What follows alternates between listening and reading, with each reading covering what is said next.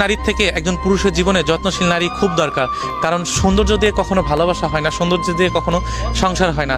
দেখবেন কি দুনিয়াতে অনেক সুন্দর সুন্দর নারী আছে যাদের ভিতরে ছলনায় ভরা, যারা দিনের পর দিন পুরুষকে ঠকিয়েছে, যারা দিনের পর দিন পুরুষের অর্থ নিয়ে অন্য পুরুষকে দিয়েছে, দিনের পর দিন ওই পুরুষকে ঠকিয়েছে।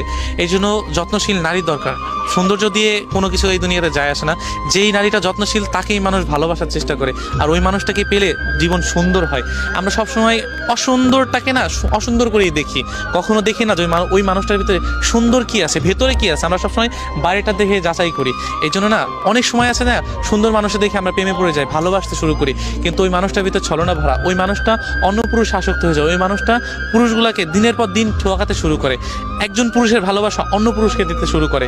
যে নারী দেখবেন কি যে এক পুরুষের ভালোবাসায় হচ্ছে না, সে শত পুরুষের কাছে যাইতে তার দ্বিধা করবে না।